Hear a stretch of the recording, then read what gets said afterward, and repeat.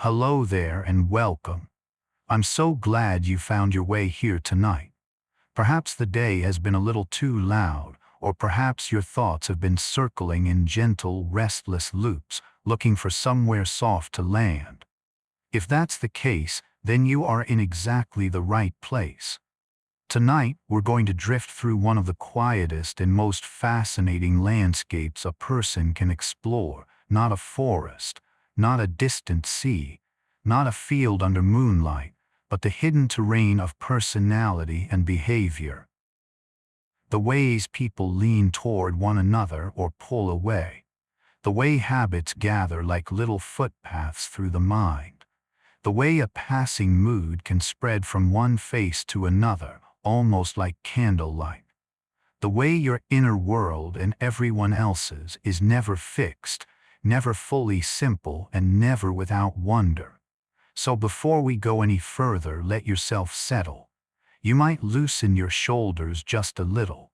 You might unclench your jaw. You might notice the surface beneath you, the blanket over you, the pillow holding your head as though it has been waiting all day for this very job. There's nothing to solve right now, nothing to prove, nothing to finish. You can simply listen and rest. And if you happen to enjoy these long, slow journeys through sleepy science, you're welcome to like the video, subscribe, and come back again whenever you need a calm place to land. But for now, more than anything, just get comfortable. Let the room grow softer. Let the edges of the day begin to blur. Tonight's subject may sound lively at first. Personality, behavior, the small mysteries of why people do what they do. Why one person loves the bright energy of a crowded room while another feels most alive in quiet corners. Why some people make lists and fold time into neat shapes, while others wander more freely through their days, gathering ideas like seashells. Why reassurance can soothe one person instantly, while another needs distance, space, silence, or a little time before coming back to themselves. These are not harsh mysteries. They are human ones, tender ones. The kinds of things you can think about in the dark and feel strangely comforted by. Because the truth is, personality is not a rigid mask. It is not a single word pinned to the chest. It is more like weather over a landscape. There are patterns, yes, long tendencies, familiar winds. But there are also seasons, shifts, and changes in light. A person can be shy in one room and radiant in another, steady in public and uncertain in private, brave on Monday, hesitant on Tuesday, and gently hopeful again by Wednesday evening. Human behavior is full of movement, and that may be one of the most relaxing things to remember. No one is only one thing. Not you, not the people you love, not even the people you don't quite understand. As we move through tonight's long and unhurried story, we'll explore the broad shapes of personality, the patterns of attachment, the little shortcuts of the mind, the ripple effects of emotion, the strange power of habit, and the soft ways people influence one another without always knowing they are doing it. We'll talk about why familiarity can feel comforting, why kindness can echo outward, why laughter catches, why first impressions can be strong and yet incomplete, and why the stories people tell about themselves may matter more than they realize. None of this needs to be memorized. None of it is a test. Think of it more as a moonlit walk through a museum where every room is dimly lit, every label is written in a whisper, and every thought arrives wrapped in blankets. If you begin to drift at any point, that is more than fine. In fact, it is perfect. This is not the kind of journey that asks for complete attention. It was made for half listening. For the pleasant state where you hear one sentence clearly, then lose the next 3 to a dream, then return just in time to catch a phrase that feels oddly beautiful before drifting again. Let yourself do that. Let your mind float in and out like a lantern on dark water. You're doing great. There's no rush. There's nothing to do now except be here. It can be comforting, I think, to remember that much of what makes us human happens in quiet, ordinary ways. Personality is not only revealed in dramatic decisions or life-changing moments. It appears in tiny things, in how someone chooses a seat, in how long they wait before replying, in whether they refill a glass without being asked, in the kind of joke they tell, in whether they return to the same song again and again, in how they behave when they feel safe, in how they behave when they do not. Behavior is often the visible shimmer on the surface of deeper waters, and tonight we'll let ourselves float above those waters without needing to dive too deep, just enough to wonder, just enough to feel the gentle awe of it. And perhaps that awe is the heart of tonight's journey. The fact that everyone you have ever met has carried within them a whole weather system of tendencies, memories, expectations, sensitivities, comforts, defenses, hopes. Each person a moving constellation. Each mind a house with many rooms, some brightly lit, some closed for now, some only opened by certain voices, certain seasons, certain kinds of love. Even your own mind may still surprise you, perhaps especially your own.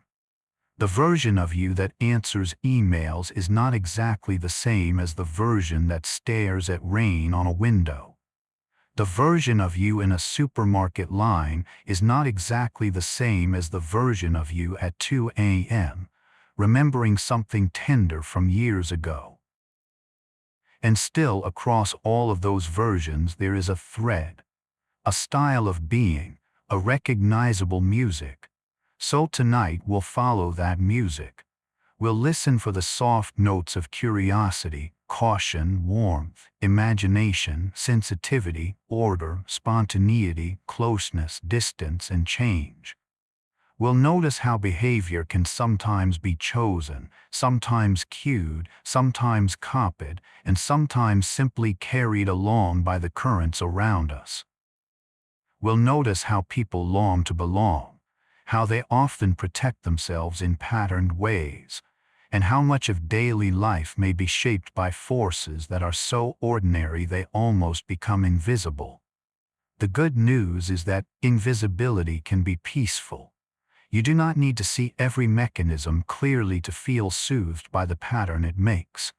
In a way, thinking about personality before sleep can feel like watching windows light up across a quiet city. Behind one window, someone is making a list for tomorrow. Behind another, someone is replaying a conversation and wondering if they sounded strange. Somewhere else, a person is reading 3 books at once, carried by curiosity. Another is texting everyone they love. Another is sitting in silence, content with their own company. Another is trying to understand why they always pull away when things matter most. Another is learning slowly that they do not have to. It is a wide and gentle city, this world of behavior. And tonight, from a comfortable distance, we get to look at all those windows glowing in the dark. So let your breathing slow a little if it wants to. Let your thoughts become less sharp around the edges. Let the night do its quiet work. We are about to begin a long, peaceful drift through the most relaxing facts about personality and behavior, not as a lecture, not as a list, but as a soft procession of ideas, one after another, like stepping stones across still water. And whether you stay awake for 5 minutes or 50, whether you hear every word or only a few, I hope this journey feels like a kindness to your mind. One of the calmest things to know about personality is that it usually lives on a spectrum rather than in a box. People are rarely all one thing or all another. Most of us exist somewhere along long, quiet ranges, more or less outgoing, more or less cautious, more or less orderly, more or less sensitive to stress. It can be tempting to want a tidy label, something crisp and complete, but human beings are softer-edged than that. A person may love routine in the morning and spontaneity by dusk. They may feel confident with close friends and tentative with strangers. They may be bold in imagination and careful in action. This is not inconsistency in the dramatic sense. It is texture. It is the normal richness of being a person. And there is something soothing in that idea, as though the mind were not a hard sculpture at all, but a shoreline, always recognizable, always itself, and yet subtly shaped by tide, weather, memory, and time. Another quietly astonishing fact is that first impressions can form very quickly, sometimes with almost no effort at all, as though the mind were sketching a whole scene from just a few strokes of light. A voice, a posture, a smile, a pause before speaking, and already a tiny story begins to gather. But these early impressions, though powerful, are not always complete. They can be like seeing a house at twilight and deciding what kind of life must exist inside, all from a porch light and a curtain moving in the breeze. Human beings are quick meaning makers. We often build interpretations before we even realize we are building them. Yet time, closeness, and repeated contact can soften those outlines. The quiet person may turn out to be warm and funny. The confident person may be carrying hidden uncertainty. The reserved face may belong to someone deeply kind.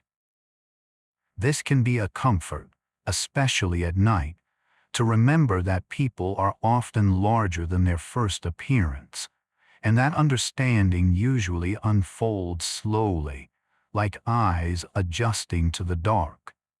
And then there is the gentle truth that people behave differently in different settings while still remaining, in some subtle way, themselves. The version of a person at work, at home, with family, with strangers, with old friends, or alone in a parked car before going inside, may not look identical from one moment to the next. Context matters. A quiet room can draw out reflection. A noisy room can awaken performance. A familiar person may bring softness, while an unfamiliar crowd may call forth armor.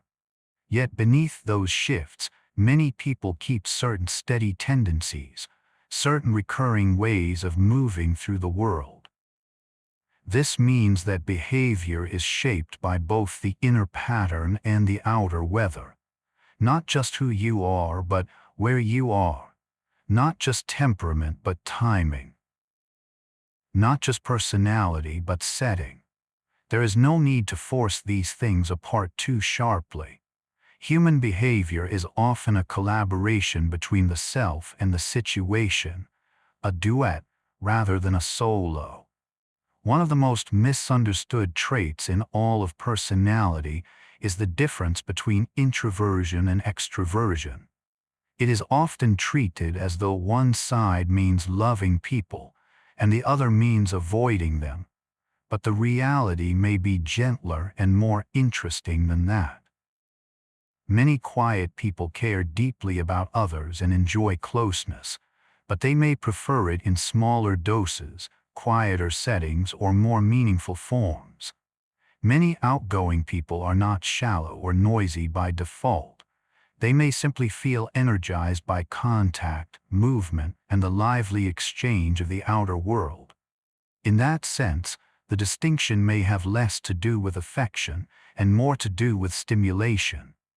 Some nervous systems seem to welcome more input, more brightness, more sound, more social current. Others may prefer a smaller stream. Neither style is wrong. Neither is superior. They are simply different ways of regulating the delicate balance between engagement and restoration. Like some flowers opening wide in full sun while others thrive best in shade, people often bloom under different conditions. Closely nearby is the trait sometimes described as conscientiousness, which sounds formal, but often shows itself in very humble ways. A person high in this quality may keep promises carefully, notice deadlines early, or lay out tomorrow's clothes before bed. They may feel soothed by lists, by order, by completed tasks arranged like stones in a garden. In everyday life, this trait can look like reliability, preparation, steadiness, and the quiet pleasure of making chaos smaller. But even this does not mean perfection. Conscientious people can still forget things, become overwhelmed, or leave a cup in the wrong room for 2 days.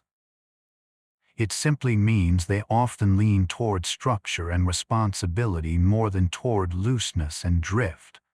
And the opposite is not always carelessness. A less structured person may be imaginative, adaptive, improvisational, or wide open to the surprising shape of the day. It is only another reminder that every trait can bring both gifts and challenges, like different kinds of weather nourishing different kinds of soil. And then there is openness, a trait with a name that feels like a window being unlatched. Openness often has to do with curiosity, imagination, sensitivity to beauty, comfort with ideas, and a willingness to wander beyond the familiar. A highly open person may be drawn to art, stories, unusual perspectives, abstract conversations, or places they have never seen. They may find wonder easily, as though the world keeps handing them small keys to hidden doors. But openness is not only about creativity in the grand sense. It can also appear in the simple willingness to entertain a new thought, to hear another point of view, to let a question remain unanswered for a while. Some people are calmed by certainty, others are calmed by possibility. And if you happen to be someone whose mind likes to roam, that roaming may not be restlessness at all. It may simply be the way your inner lantern moves through the night, shining on one idea, then another, always curious, always awake to the subtle shimmer of what might be. If openness feels like a window, agreeableness feels more like a warm lamp in a room where other people are trying to rest. It is often linked with cooperation, trust, compassion, and a natural tendency to preserve social harmony. In ordinary life, it may appear in a person who notices tension before anyone else does and instinctively softens their voice. It may appear in the friend who checks whether everyone got home safely, the coworker who smooths awkward moments, the person who wants not only to be heard, but to help others feel heard too. This does not mean agreeable people are weak or endlessly compliant. It only means they may be more oriented toward connection than collision. They often feel the emotional climate of a space, and like careful gardeners, try to keep it from becoming too harsh. There is something deeply bedtime friendly in that image. The thought that some personalities move through the world scattering calm almost without trying. Another well-known trait is often described as neuroticism. Though in a softer bedtime spirit, it may be easier to think of it as emotional sensitivity or reactivity. People who score higher on this dimension may notice stress sooner, react more strongly to uncertainty, or feel inner weather systems shifting with greater intensity. A small inconvenience might sting. An unanswered message might echo. A mistake might linger in the mind longer than they would like. Yet even this trait, which can sound heavy, has its quieter side. Sensitivity is not only a burden, it can also mean attunement, depth of feeling, awareness of risk, and an ability to detect subtle changes in mood or atmosphere. The same mind that worries may also care deeply. The same person who startles easily may also notice beauty others pass by. It helps to remember that many traits are double-sided lanterns. Their brightness and their shadow often arise from the same flame. One of the loveliest ideas in the science of relationships is that many people are calmed by what feels like a secure base. In close bonds, whether romantic, familial, or deeply platonic, the presence of a responsive other can change behavior in gentle but profound ways. When people feel safe with someone, they may become more playful, more exploratory, more resilient. Support does not always make a person smaller or more dependent. Often it does the opposite. It gives them a steady dock from which to sail farther. This may be why being truly understood can feel so physical, as if the nervous system itself exhales. A reliable bond can make the world seem less jagged, less bright in the painful way, more manageable. Like a lamp left burning in a window for your return, secure connection often tells the mind in quiet language that help exists, that comfort exists, that you do not have to brace every second. And when that sense of security feels less certain, behavior may change in patterned ways that are so human they can almost break the heart. Some people become especially watchful for signs of distance. They may long for reassurance and feel unsettled when it is delayed. Others may protect themselves by stepping back, becoming cooler, needing more autonomy, or downplaying how much closeness matters to them. These patterns are often discussed in the language of attachment, but beneath the terminology is something simple. People learn different expectations about closeness. Some come to trust that care will remain available. Others grow used to fearing its disappearance, or to relying more heavily on themselves. These tendencies do not define destiny. They may soften with time, with safe relationships, with self-understanding. Still, it can be comforting to know that many puzzling behaviors around intimacy are not random. They may be the mind's old ways of seeking safety, even when they no longer fit the present moment. Behavior is not only shaped inside the individual, though.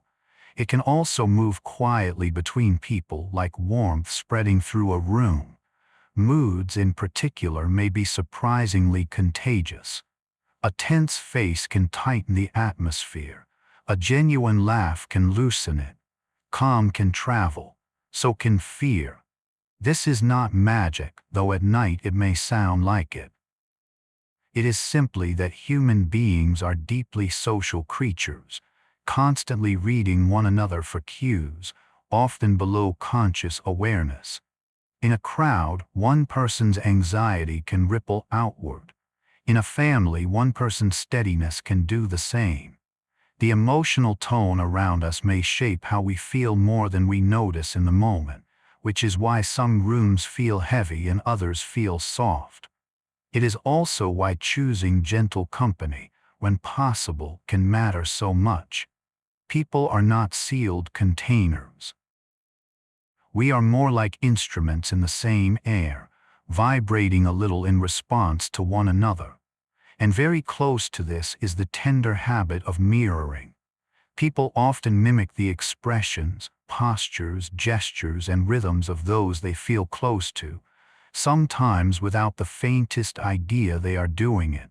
A smile appears and another smile answers it. One person leans in and the other leans too. A phrase, a laugh, even a pace of speaking begins to match. This subtle imitation may help build rapport, as though the body were saying softly, "I am with you, I can move in your weather for a while." It is one reason close friends can begin to seem alike, and why long companionship can feel less like two separate performances and more like a shared rhythm. There is something deeply peaceful in that. To be understood is lovely, but to be mirrored gently, without effort, is another kind of rest. It suggests that connection sometimes happens not through grand declarations, but through small, nearly invisible harmonies, one nervous system humming quietly beside another. Before we go any further, let this be a quiet place to pause. If you'd like, take one slow breath in and let it out even more slowly. Not because you need to do it perfectly, just because the night is here and your body may appreciate the invitation. Feel the air around you. Feel the stillness of the room or the subtle sounds within it, the gentle machinery of evening, the soft hum of a fan perhaps, the distant settling of walls, the small, faithful textures of being safe enough to rest.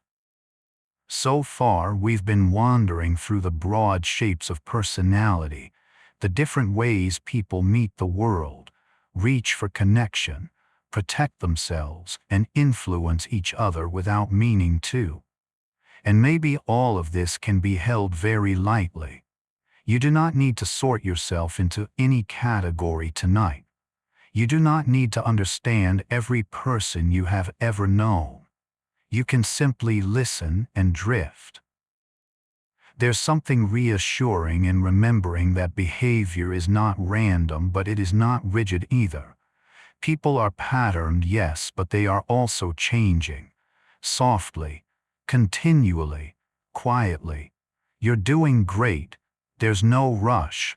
Let yourself drift a little more as we continue.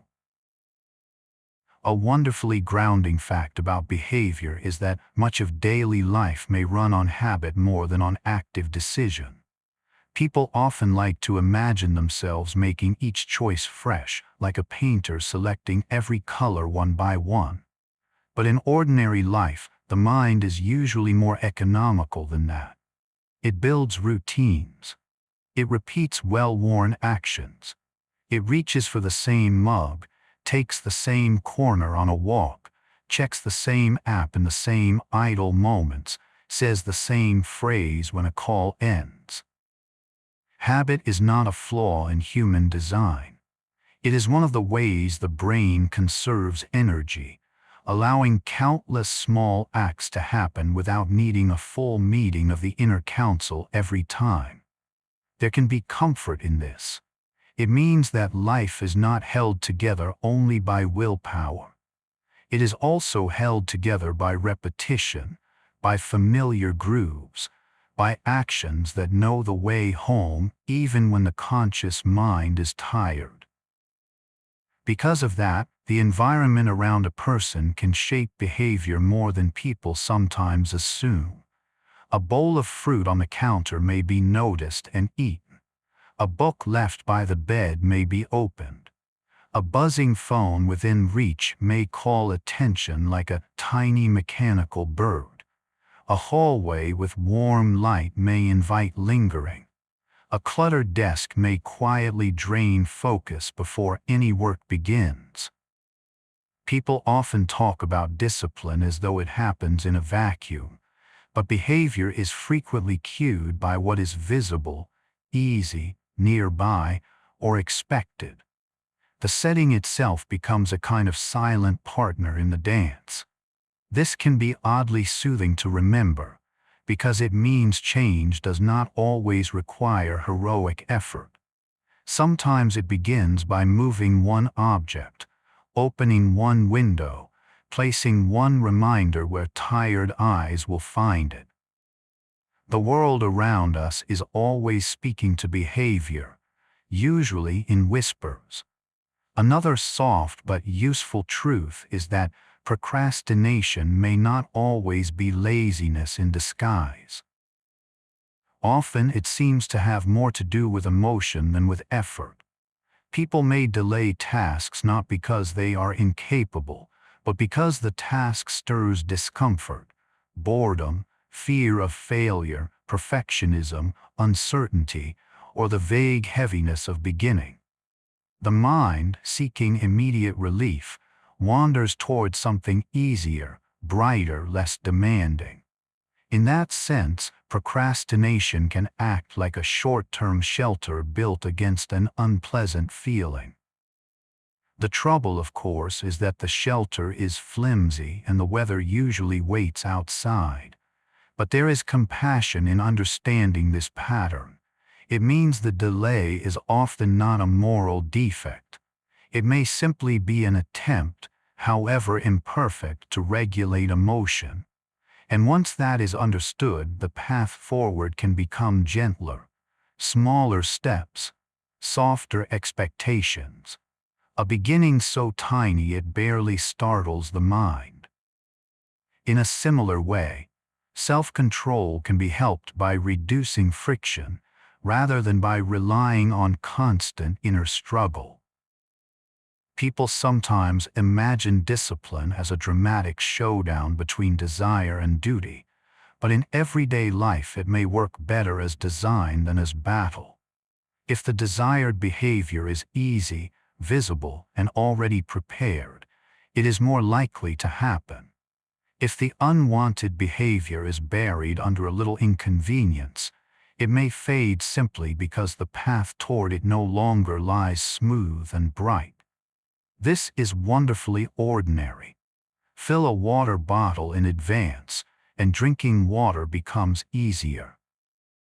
Put the distracting device in another room, and focus becomes slightly less heroic and slightly more possible.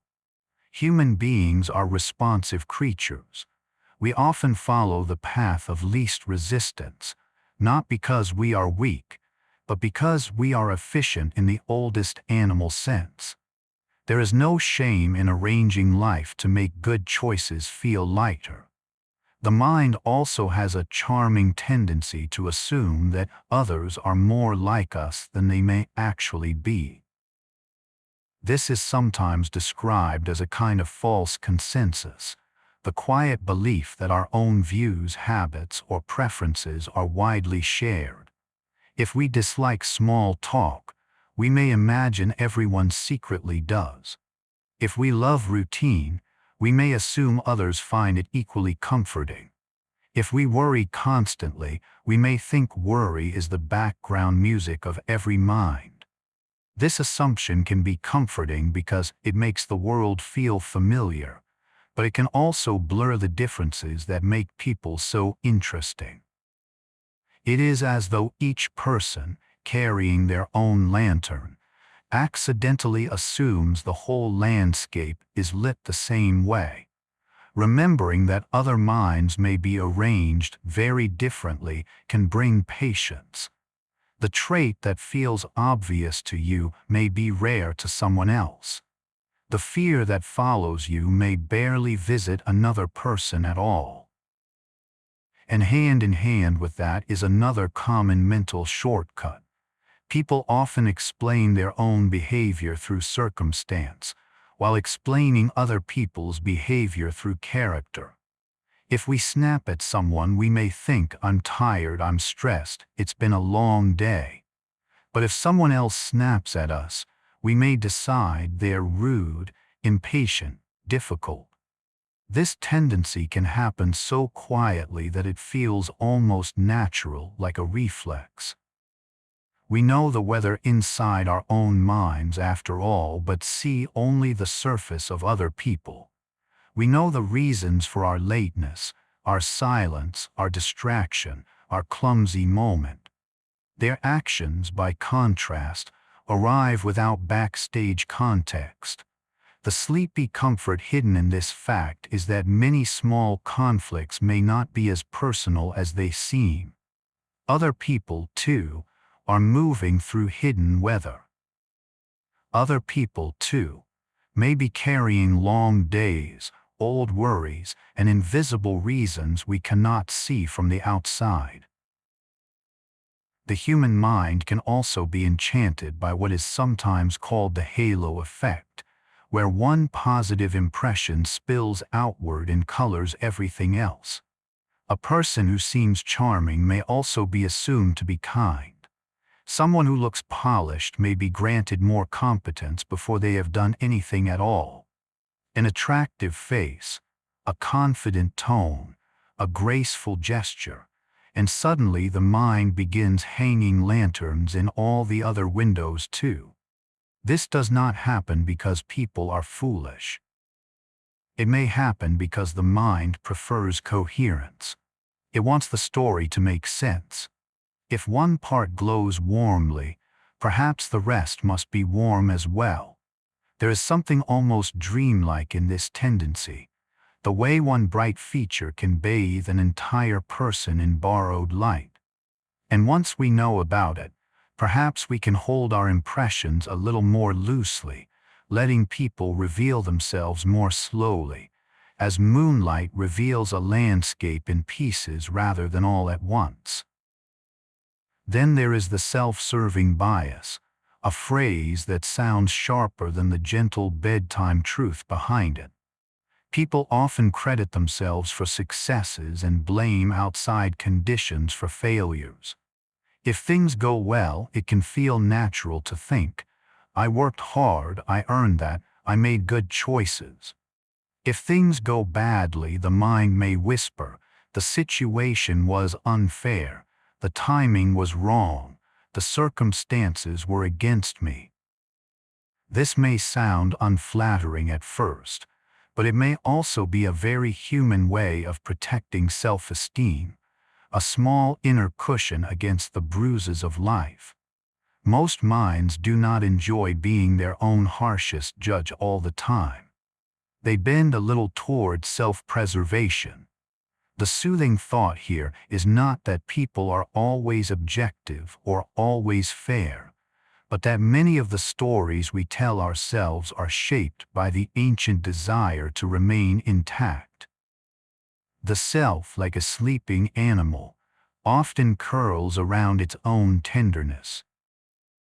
Another quiet architect of behavior is confirmation bias, the tendency to notice, seek, and remember information that fits what we already believe. Once the mind leans toward a conclusion, it may begin gathering matching evidence like seashells along the same shore, while passing over what does not fit so neatly. If we think someone dislikes us, we may collect every delayed reply and cool expression as proof. If we believe we are bad at something, we may remember our mistakes more vividly than our progress. If we decide the world is unfriendly, we may notice every cold moment and miss 10 small kindnesses. This does not mean people are trapped forever inside their first assumptions, but it does mean beliefs can become sticky, reinforced not only by facts but by selective attention. And attention, as you may know from lying awake at night, is a powerful sculptor. It shapes the room we feel we are in. It highlights certain corners and leaves others dim. There is also the old and powerful tendency known as negativity bias, where unpleasant experiences may cling more strongly than pleasant ones. A single critical comment can echo longer than 5 compliments. One awkward moment can keep replaying while an entire warm evening slips quietly into the background. From an evolutionary point of view, it may have made sense for the mind to remember danger vividly. The rustle in the grass mattered. The cold stare mattered. The mistake that led to embarrassment mattered. But in modern life, this same bias can make the mind feel weighted toward what went wrong, even when much else was gentle or good. If you needed a reason to forgive your overthinking a little, this may be one. The mind is not always trying to torment you. Sometimes it is simply built to pay extra attention to what once seemed important for survival, knowing that can soften the sting. It can remind you that your fears are loud not because they are always true, but because they are old. And memory itself, which feels so solid in the moment, may be more like a story retold than a recording played back. When people remember events, they are often reconstructing rather than replaying them, rebuilding scenes from pieces, feelings, impressions, expectations, and later interpretations. Over time, memory can shift. Certain details brighten, others fade. Emotion can color the edges. The remembered event becomes part fact, part meaning. This may sound unsettling at first, but there is also beauty in it. Human beings do not merely store life. They live it twice, once in the moment and again in the remembering. The mind turns experience over in the dark, polishing it, rearranging it, fitting it into the larger tale of who a person believes themselves to be. And because the mind loves stories, labels can sometimes shape behavior more than we realize. If a person begins to believe they are the organized one, the anxious one, the funny one, the difficult one, the smart one, or the shy one, that identity may start guiding how they act, what they attempt, what they avoid, and what they notice about themselves. Labels can simplify a world that feels too complex, but they can also become small rooms with walls we forget we are allowed to move. The relaxing thought hidden here is that personality descriptions are not prison bars. They are at best rough sketches, and rough sketches can always be redrawn. There's no rush. Let yourself drift. Human beings are often still becoming themselves, long after they think the portrait is finished. And now another little pause in the dark. By this point you may already be drifting, and if you are, just drift. Let the ideas come and go like distant lights on a shoreline. You do not have to keep them all. You do not have to remember where one ended and the next began. Sleep does not ask for perfect attention. If it helps, notice your breathing again. The gentle rise, the soft fall. The simple rhythm your body has been keeping for you all this time. Perhaps your hands are warmer now. Perhaps your thoughts are less busy than they were a little while ago. Perhaps not. Either is okay. There is no wrong way to rest here. We've been wandering through the hidden shortcuts of the mind, the habits of interpretation, the stories people build around themselves and others. And maybe that is enough for now, just to know that behavior often has patterns and that patterns are not punishments. They are clues. They are echoes. They are old paths through grass that can, slowly and kindly, be changed. You can simply listen and rest. Some behaviors are so contagious that they seem almost magical, and laughter is one of them. A laugh heard from another room can lighten the chest before the joke is even known. A smile seen across a table may pull another smile into being almost automatically. Even yawning, that drowsy little chain reaction, tends to spread from one person to another with peculiar ease. These ordinary contagions suggest something tender about the human animal. Our nervous systems are listening to one another all the time. We are built not only to speak, but to catch, to echo, to synchronize. A room full of laughter often feels friendlier than a silent one, not simply because the sound is pleasant, but because shared emotion knits people together. For a sleepy mind, this may be a lovely image to keep, people passing tiny sparks of feeling to each other without words, as though emotion were a lantern being handed gently along a path. Body language belongs to that same quiet conversation. Long before a person explains what they feel, their shoulders, hands, face, and posture may already be telling a softer version of the truth. A hunched frame can suggest protection. An open posture can invite ease. Folded arms may mean coldness, caution, self-comfort, or simply habit. A relaxed face may help others relax in return. Much of social life unfolds in these nearly silent exchanges. People are constantly reading signals, often below awareness, deciding whether a space feels safe, whether a person seems warm, whether a moment calls for approach or retreat. This can make the social world seem richly textured rather than random. Even silence is not empty. Even stillness is saying something. And yet these signals are never perfect translations. A tired face may look stern. A shy person may appear aloof. Which is another gentle reminder to hold interpretations lightly, allowing room for mystery beneath the visible surface.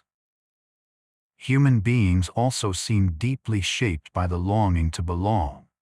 Social norms, the unwritten rules of what is usual, acceptable, admired, or expected, can guide behavior with surprising force. If everyone in a room whispers, the new arrival tends to whisper too. If generosity is the tone of a group, generosity often grows more natural within it. If hurry, sarcasm, or complaint fills a workplace or household, those moods may become the local weather, shaping how people move inside it. Belonging matters because exclusion has long been costly in human history. To be cast out once could mean real danger. Perhaps that is why fitting in can still feel so emotionally charged, even in small ways. People adjust themselves to groups more often than they admit, not because they are false, but because social life has always involved attunement. We are creatures of campfire circles and shared glances, always listening for the music of the group. The beautiful counterpart to that is that kindness may ripple outward.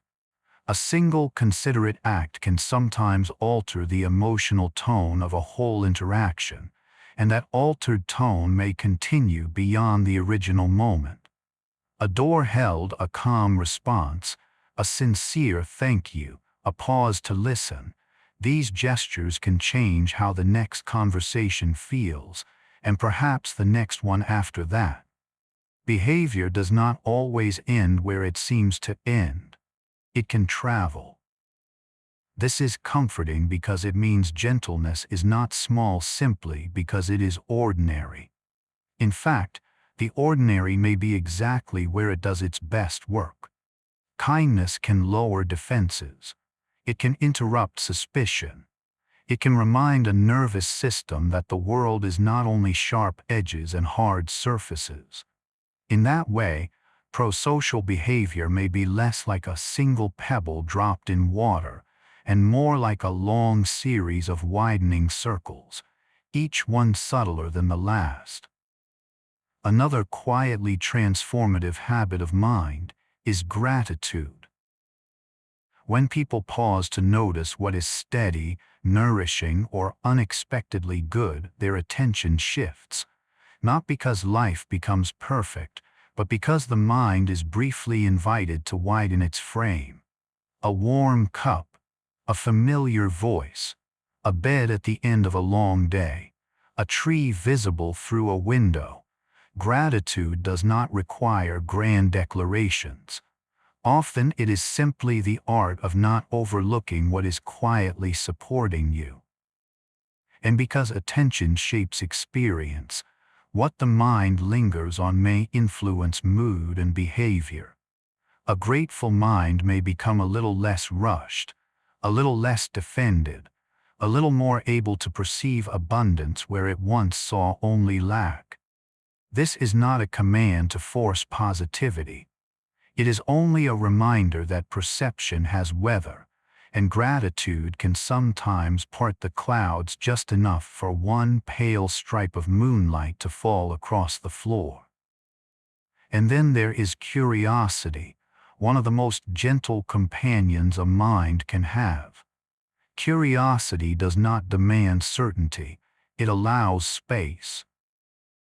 It makes room for questions without requiring immediate closure. A curious person may tolerate ambiguity better, wonder longer, and stay softer in the presence of difference. Instead of meeting the unfamiliar with instant judgment, curiosity can meet it with a small inward tilt, a quiet, interesting, tell me more. In relationships, curiosity may ease conflict by turning accusation into inquiry. In personal growth, it may turn self-criticism into observation. Why do I always tense up there? What am I protecting? What else might be true?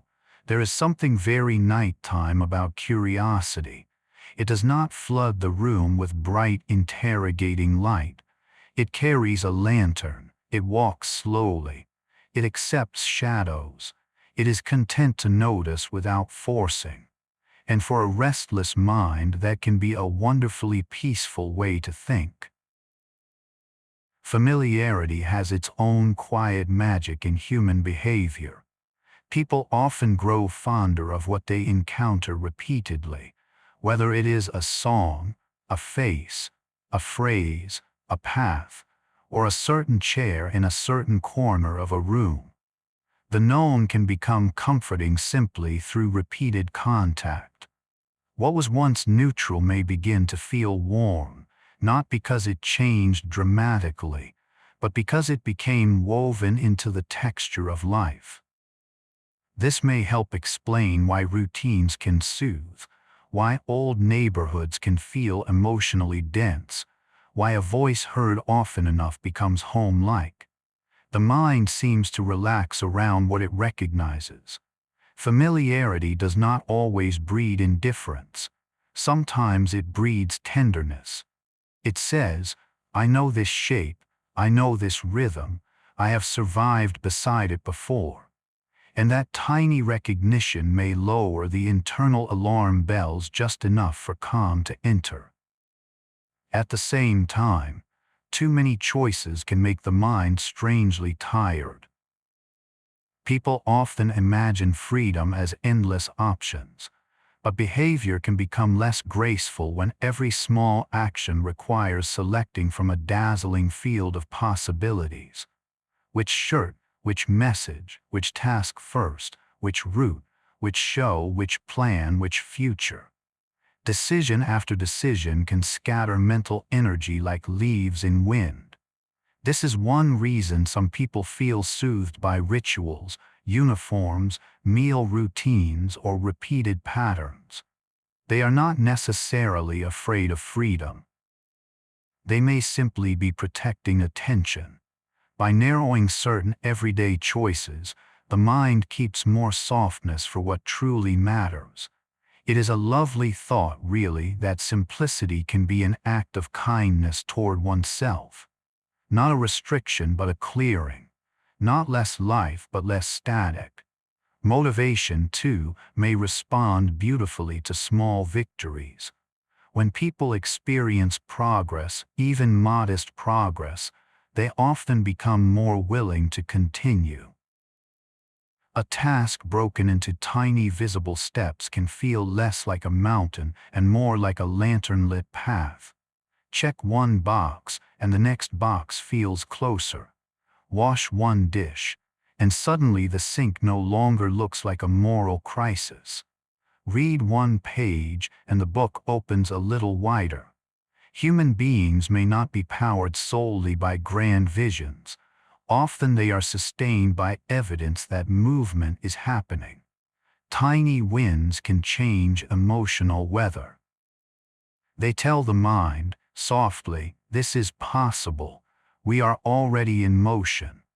And once movement begins, resistance sometimes loosens. Like a wheel turning after the first hard push, behavior may become easier once stillness has been gently disturbed. A closely related fact is that habits may stick more deeply when they become part of identity rather than just part of a goal.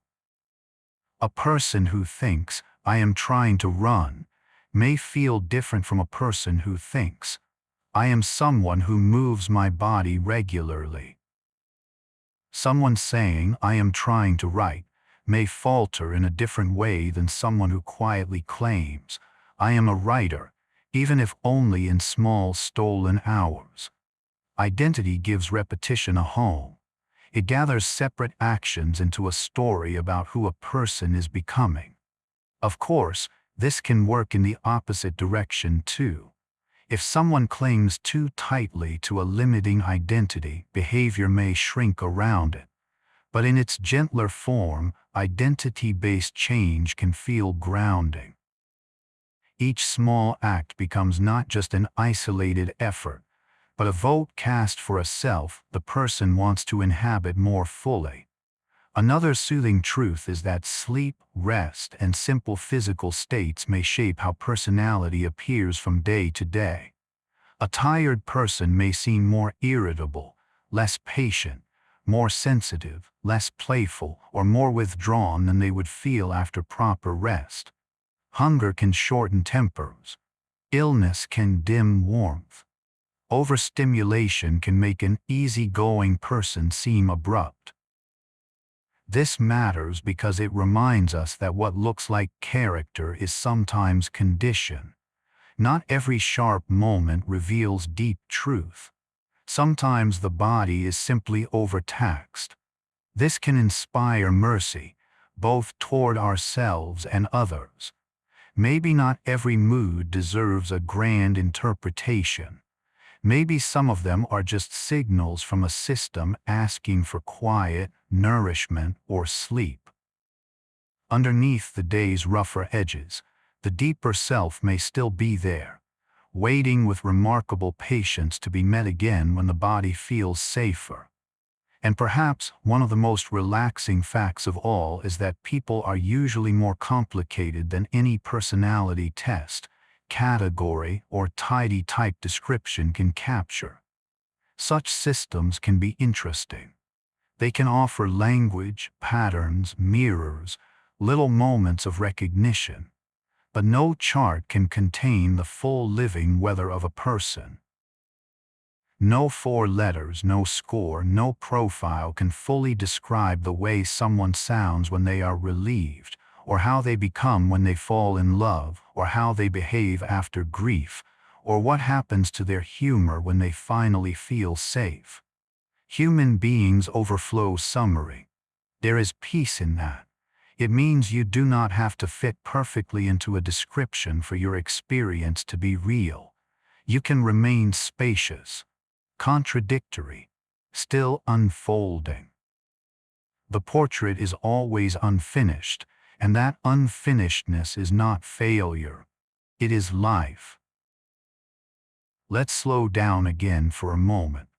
By now the ideas may be blending together, and that is perfectly all right. You are not meant to hold them tightly.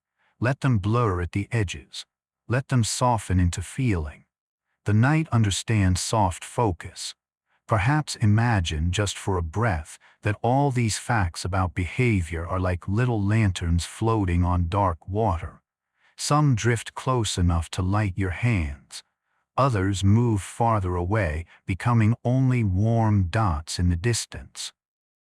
You do not need to chase any of them. You only need to watch them pass. If your mind is still busy, that's okay too. Busy minds can rest. They do not need to become empty all at once. They only need a gentler current to float in. Let this be that current. We'll keep moving now through the deep and quiet world of personality, still slowly, still softly. There's no rush. You can simply listen and rest. Some ideas about behavior become so familiar that they begin to feel true, even when the evidence is less dramatic than the stories suggest. Birth order is one of those ideas. Many people enjoy the thought that firstborns are naturally more responsible, middle children more overlooked, youngest children more free-spirited, only children more serious, and so on, as if family position were quietly carving destiny into place. But large studies have often found that birth order may have little meaningful effect on personality itself, at least not in the sweeping, easily felt way popular culture imagines. Family stories can be powerful, and siblings do occupy different roles, but the broader picture appears gentler and less predetermined. That can be oddly comforting. It means people are not so easily scripted by the order in which they arrived. The self may be shaped by family, certainly, but not written in ink by one single fact of timing. Personality also does not stand perfectly still across the lifespan. Though people often retain recognizable tendencies, traits can shift slowly over years, almost the way a coastline changes, not by one dramatic wave alone but by long patient contact with time. Many people become somewhat steadier or more emotionally regulated as they age. Some grow gentler. Some grow more self-aware. Others become more selective, conserving their energy for what truly matters. Life has a way of sanding certain edges and revealing others. Experience teaches. Loss teaches. Love teaches. Repetition teaches. None of this means change is guaranteed in one direction, nor that every person follows the same path. But it does suggest that personality is not frozen.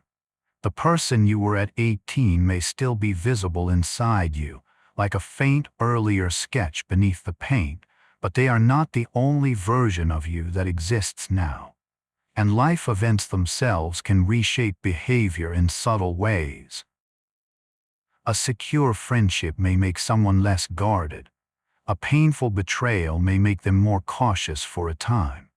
Parenthood, illness, travel, grief, success, loneliness, responsibility, recovery, all these can draw out certain traits, quiet others, or reconfigure what once felt automatic.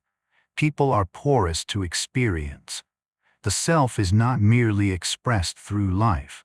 It is also revised by it. Sometimes the revision is temporary, like a season. Sometimes it becomes a lasting chapter. This is why the statement, "that's just how I am," may be less permanent than it sounds. A person's patterns are real, yes, but patterns interact with history. The mind learns, the body learns, the heart learns. And even when change feels slow, it may already be happening in ways too gradual to see day by day. Another deeply human fact is that people can contain contradictions without those contradictions canceling each other out. A person can be generous and guarded, bold and sensitive, social and private, practical and dreamy, calm in emergencies but anxious in silence. Human personality is not a neat row of matching jars. It is more like a room full of objects gathered over time, some inherited, some chosen, some forgotten until a certain kind of light lands on them. Contradiction may be less a sign of confusion than a sign of depth. It means different parts of the self come forward under different conditions. In one sense, behavior can be understood as the meeting point between all those parts and the moment that calls them out. Knowing this can bring relief.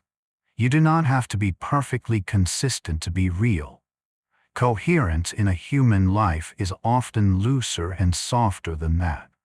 There is also a subtle force in behavior known as reactance, though it can be imagined simply as the mind's resistance when freedom feels threatened. When people sense that they are being pushed, controlled, cornered, or deprived of choice, they may become more attached to the very behavior they are being told to avoid. A forbidden thing glows brighter. A pressured decision becomes harder to make. Advice delivered too forcefully may awaken quiet rebellion even in a person who might otherwise have agreed. This seems to reflect something old and protective in human psychology, the need to feel ownership over one's own actions. Autonomy matters. People want to be participants in their behavior, not merely recipients of instruction.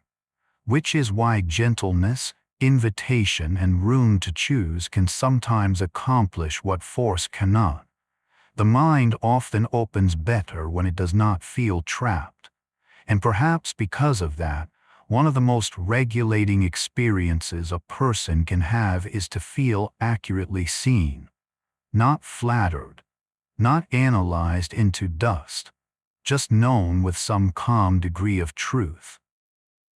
When someone understands your humor, your silences, your sensitivities, your rhythms, and the reasons behind certain edges, the body may soften in response. Misunderstanding can make people defensive, but being seen clearly can make them braver. It can reduce the effort of self-explanation. It can let hidden parts of personality come into the light without flinching. In this sense, accurate recognition is not only emotional, it is behavioral. People often act differently when they no longer feel misread. They become less armored, less reactive, more spontaneous, more themselves. And that may be one of the quiet miracles of connection, that the right kind of understanding does not pin a person down. It sets them at ease. Human beings are storytelling creatures, and one of the ways personality becomes coherent is through the stories people tell about who they are. Over time, the mind gathers memories, turning points, embarrassments, triumphs, losses, loyalties, and private realizations into something like a narrative thread. I'm the one who had to grow up early. I'm the one who keeps starting over. I'm the one who learned to make people laugh. I'm the one who survived that. These stories do not simply describe personality, they may help organize it. They give scattered behavior a shape. They tell the self what matters, what patterns repeat, what roles feel familiar. Of course, stories can be limiting when they become too narrow or too painful, but they can also be healing when rewritten with gentleness. A person can discover that they are not only the hurt they endured, but also the kindness they still offer, the curiosity they still keep, the life they are still making. Behavior is also influenced by sensory memory in ways that can feel almost enchanted. A certain song may soften a guarded mood. A familiar scent may release a long-buried memory before the conscious mind has time to explain it. The body remembers in textures and tones. Music in particular can alter emotional posture, inviting reflection, warmth, melancholy, steadiness, courage, or rest. People sometimes behave differently not because their values changed, but because the atmosphere around them did. The right smell, the right room, the right season, the right melody can tilt the inner world. This does not make personality shallow, it makes it embodied. The self is not floating above the senses, it lives through them. And so behavior, too, may rise not only from beliefs and traits, but from what the ears hear, what the skin feels, what the body associates with safety, longing, or home. Rituals are another gentle force in behavior.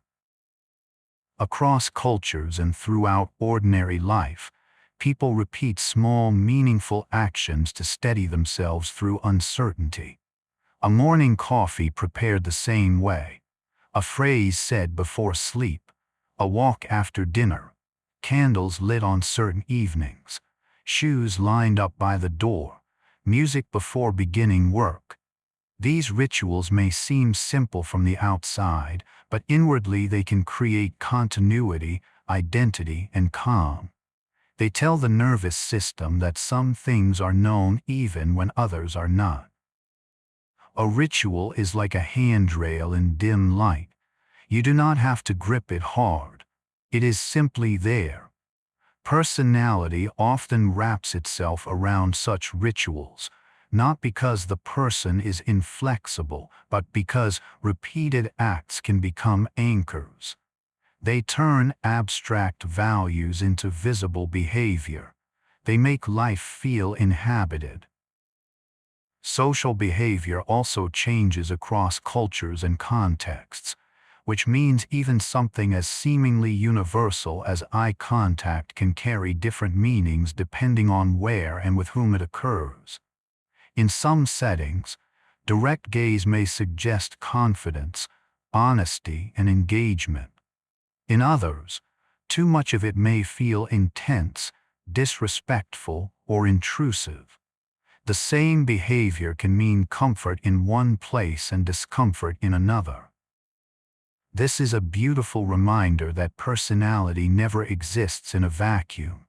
It is always interpreted through context, custom, relationship, and shared expectations. What looks timid in one culture may be respectful in another. What appears bold in one group may seem ordinary in the next. There is peace in remembering that not all behavior should be judged by a single ruler. People are not only individual minds. They are also participants in particular worlds. Embarrassment, though uncomfortable in the moment, may serve a quietly social purpose too. People often blush, laugh nervously, look away, or apologize when they have broken a norm or drawn attention in a way they did not intend. These reactions may signal that they understand the social fabric and care about repairing it. In that sense, embarrassment can reveal not only vulnerability but conscience. It suggests that a person notices how they are landing in the eyes of others and wants to return to harmony. This does not mean embarrassment is pleasant, but it may help explain why it is such a deeply human feeling. It belongs to creatures who live among one another, who need acceptance, who track belonging with exquisite sensitivity. Even awkwardness, then, may be evidence of social intelligence in its tenderest form. And finally, humor may be one of the most graceful regulators of all. A well-placed joke can ease tension, build rapport, soften conflict, and transform anxiety into shared humanity. Different personalities use humor differently, of course. Some tease, some observe, some tell stories, some play with absurdity, some become quiet masters of timing. But beneath the variations lies a common function. Humor can release pressure. It lets people touch difficult truths without being crushed by them. It can signal safety, creativity, resilience, and perspective all at once. Laughter does not erase pain, but it can make pain easier to carry for a while. And perhaps that is why so many people cherish the ones who can make them laugh, especially after hard days. In the dim rooms of human behavior, humor is often a small golden light. We're getting close now to the end of our long wandering, so let everything slow once more. Feel how little is being asked of you, just listening, just resting, just allowing one thought to dissolve before the next arrives. If sleep is already nearby, you do not need to resist it. You can let the words become part of the background, like soft rain or distant wheels on a road. Maybe, without effort, notice one place in your body that could soften just a little more. Your forehead, your neck, your hands, your stomach. No need to force anything. just a small invitation. All night long, we have been looking at human behavior not as something harsh to judge, but as something tender to understand. Patterns, habits, stories, needs, sensitivities, rituals, all of it part of the quiet architecture of being a person. And perhaps that understanding can feel like its own form of rest. There's nothing to do now except be here. People often speak as though optimism and pessimism were permanent identities, but in daily life they can be more fluid than that, shaped by mood, context, memory, recent experience, and the specific area of life being considered. A person may feel hopeful about work and uncertain about love, confident in a crisis and doubtful in silence, buoyant in the morning and vulnerable by evening. Some minds do tend to lean more naturally toward bright expectation or cautious forecasting, but even these tendencies are rarely total. The human spirit is often more weather-like than absolute. This matters because it reminds us that a dark outlook in one moment is not always a fixed truth about the self. Sometimes it is fatigue talking, sometimes history, sometimes protection, and sometimes after rest or reassurance, the horizon shifts again. Another beautifully humbling fact is that people are not always very good at predicting how future events will feel once they finally arrive. The mind may exaggerate how long joy will last or how devastating disappointment will remain. It imagines endings, beginnings, losses, successes, embarrassments, reunions, and then often discovers that lived emotion is more complex, more changeable, and more survivable than expected. This is sometimes called affective forecasting in more technical language, but in a softer sense it simply means tomorrow's heart is difficult for today's mind to fully imagine. There is comfort in that. It means your current fears about the future may not be reliable narrators. It means future. You will likely bring capacities, adaptations, and soften reactions that present. You cannot yet feel clearly. The emotional weather ahead is not always as severe as the maps inside the mind suggest.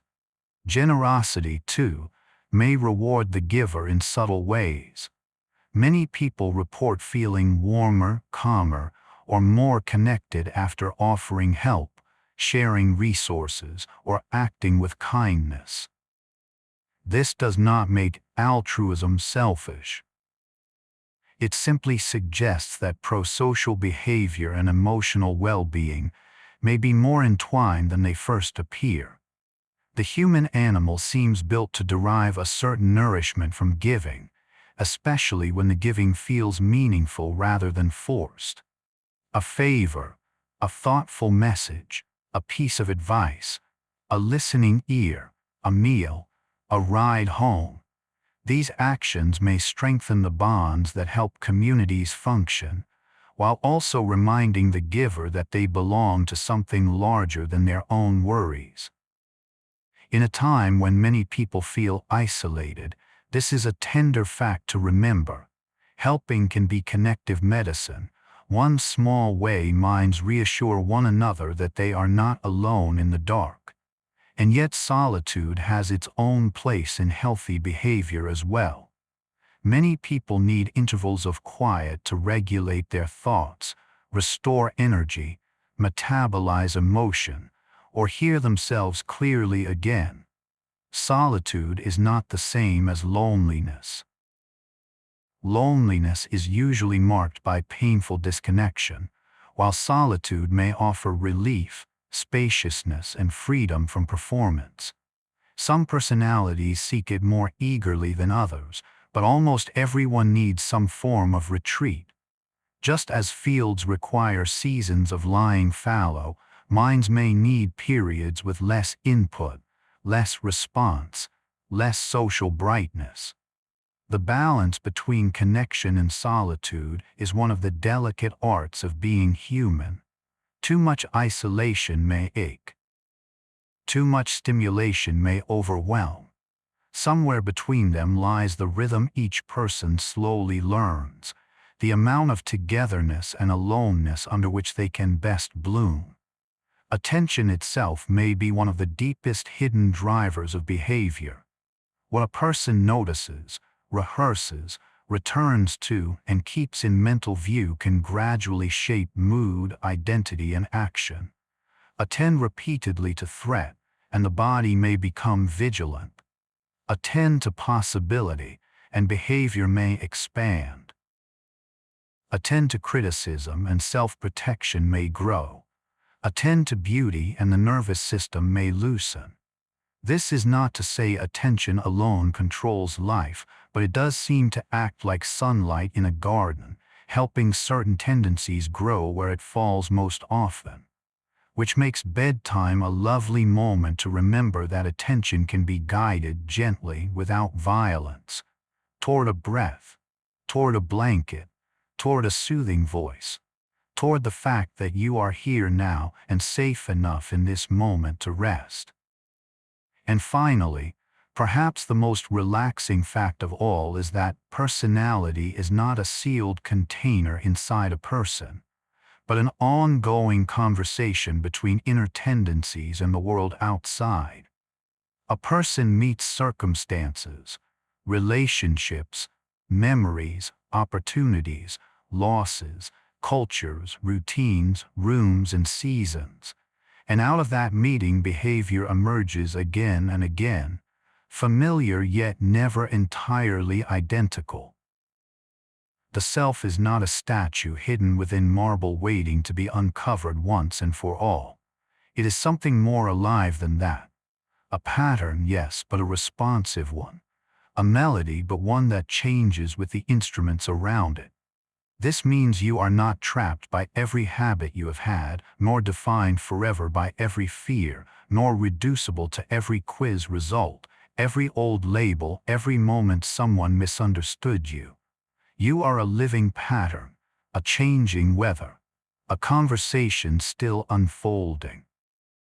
And there is great peace in letting that be enough. And now, as our long journey through personality and behavior begins to come to rest, let everything soften once more. We have wandered through so many quiet rooms tonight, through the broad landscapes of introversion and extroversion, curiosity and order, sensitivity and steadiness, through the warm rooms of attachment and belonging, through the winding hallways of bias, memory, habit, identity, and change, through laughter, awkwardness, ritual, kindness, and the invisible ways people influence one another simply by sharing air, eye contact, posture, mood, and time. And maybe by now it all feels less like a collection of facts and more like a single calm understanding. Human beings are patterned but not fixed, tender but resilient, influenced but not entirely determined, mysterious but not unreachable. That may be one of the most restful things a mind can hear before sleep. Because so often, during the day, people can feel simplified, reduced to impressions, roles, labels, moods, outputs, and expectations. The efficient one, the shy one, the messy one, the difficult one, the one who overthinks, the one who talks too much, the one who never says what they feel. But tonight we stepped back from all that flattening. We looked again softly and saw that every behavior usually has a little weather behind it, a little history, a little context, a little longing, a little protection, a little story. And that does not excuse every action in the world, of course, but it may make the human picture gentler, more spacious, and easier to hold. Perhaps it also makes your own mind feel a little less severe. Maybe one of the gifts of thinking about behavior this way is that it invites compassion, not the loud kind, not the performative kind. Just the quiet recognition that people are often doing the best they can with the traits they carry, the patterns they learned, the energy they have left, the burdens they do not mention, and the environments that shape them in ways they may not fully see. You, too, are included in that softness. You, too, are allowed to be a person in progress. You, too, are allowed to have habits you are still learning from, sensitivities you did not choose, strengths you forget to credit, and contradictions that do not need to be solved before morning. If certain facts from tonight stayed with you, let them stay lightly. Perhaps it was the idea that personalities live on spectrums, not in strict boxes. Perhaps it was the reminder that first impressions can be incomplete. Perhaps it was the image of moods passing between people like candlelight, or habits forming small paths through the grass of daily life. Perhaps it was the thought that procrastination may be more about feelings than failure, or that kindness can ripple farther than it seems, or that no personality test can fully hold the living weather of a human being. Perhaps it was simply the comfort of hearing that change is possible, that people are not finished portraits, that behavior is often a conversation rather than a verdict. Whatever stayed, you can let it float beside you now. And whatever did not stay, that is fine too. This was never meant to be a lesson carved into memory. It was meant to be a drift, a soft procession of ideas to keep you company as the day let go of you. If whole sections have already melted into dream, then the script has done exactly what it came here to do. You're doing great, there's no rush. You can simply listen and rest. Maybe before sleep fully takes you, imagine again that quiet city at night, windows glowing here and there. Behind one, someone carefully planning tomorrow. Behind another, someone replaying a conversation. Somewhere, a person laughing with a friend. Somewhere else, a person needing solitude. Somewhere, a child growing into a pattern they do not yet know they carry. Somewhere, an old fear loosening after years.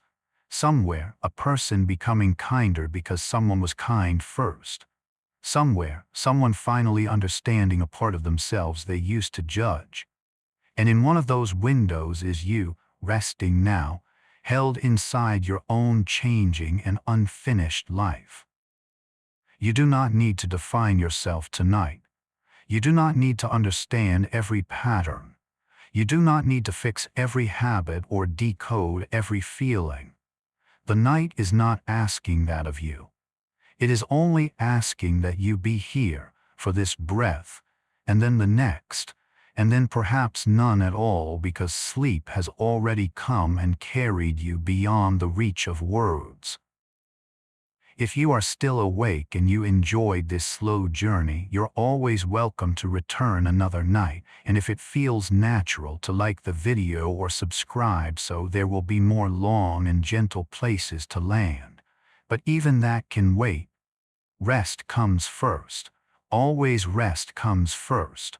For now, let your thoughts loosen their grip. Let your face go soft.